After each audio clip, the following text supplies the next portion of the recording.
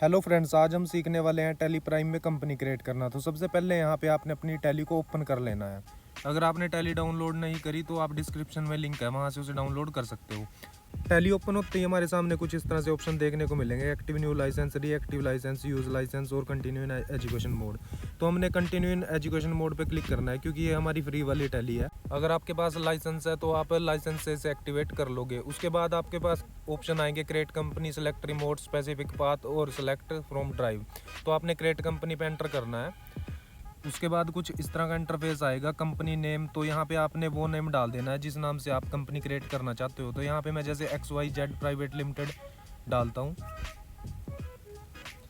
उसके बाद mailing name में खुद उठा लेगा सेम नेम। और यहाँ पे नीचे की साइड एड्रेस का ऑप्शन दिख रहा होगा, यहाँ पे आपने कंपनी का पूरा कंप्लीट एड्रेस डाल देना है।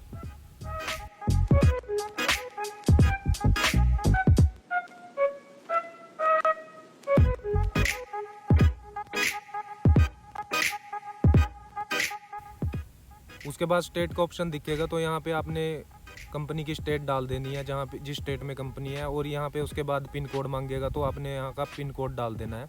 अभी जैसे मेरी स्टेट हरियाणा है तो मैंने यहाँ पे हरियाणा डाल दिया और पिन कोड में मैंने यहाँ का पिन कोड डाल दिया। उसके बाद टेलीफोन नंबर में अगर कोई टेलीफोन नंबर है कंपनी का तो वो आपने डाल देना है, अगर नहीं है तो इसे खाली छोड़ देना है। उसके बाद मोबाइल नंबर में आपने कंपनी के ओनर का मोबाइल नंबर डाल देना है।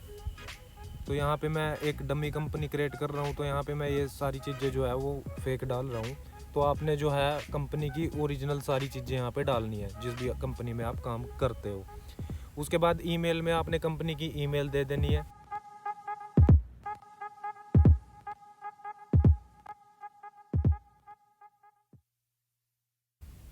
अगर कंपनी की कोई वेबसाइट है तो आपने यहाँ पे उसकी वेबसाइट को डाल देना है। नेक्स्ट ऑप्शन है बेस करेंसी सिंबल। तो यहाँ पे इंडियन है अगर तो इंडियन रुपीज़ में ही होगा। अगर आप किसी बाहर कंपनी में काम करते हो तो वहाँ पे उस हिसाब से इसको एडजस्ट कर सकते हो। उसके बाद आता है फाइनेंशियल ईयर बिगिनिंग फ्रॉम। तो ये आपको सभी को पता है 1 अप्रैल से 31 मार्च तक का होता है। और बुक्स बिगिनिंग फ्रॉम, ये थोड़ी इंपॉर्टेंट चीज़ है, इसके बारे में मैं आपको बता देता हूँ।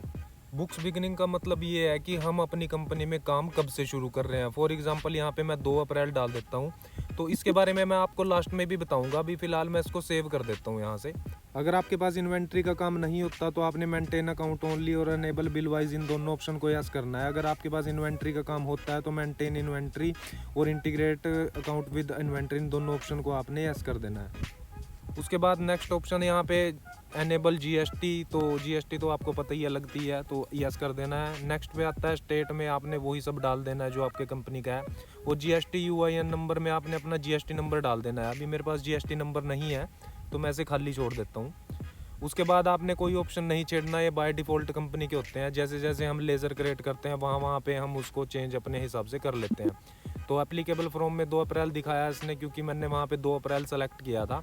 अभी मैं वाउचर एंट्री में जाता हूँ और यहाँ पे मैं दिखाता हूँ कि बुक्स बिगिनिंग फ्रॉम का मतलब क्या होता है असली। इसका मतलब ये होता है कि हमने जो काम करना शुरू किया है वो 2 अप्रैल से शुरू किया है। हालांकि जो कंपनी क्रिएशन है वो 1 अप्रैल से 31 मार्च तक का होता है। तो हम 1 अप्रैल में, यहाँ मैं दिखा देता हूँ आपको, डेट चेंज करके दिखाता हूँ। तो अगर मैं 1 अप्रैल यहाँ पे सेलेक्ट करता हूँ तो ये उठाएगा ही नहीं, क्योंकि हमने जो बुक्स बिगिनिंग है वो 2 अप्रैल से लिया है, कि हमने काम ही करना 2 अप्रैल से शुरू किया है। होपफुली आपको वीडियो अच्छी लगी हो तो बिल्कुल आप इसे लाइक, शेयर और सब्सक्राइब कर सकते हो चैनल को, और दोस्तों के साथ भी इसे शेयर कर सकते हो।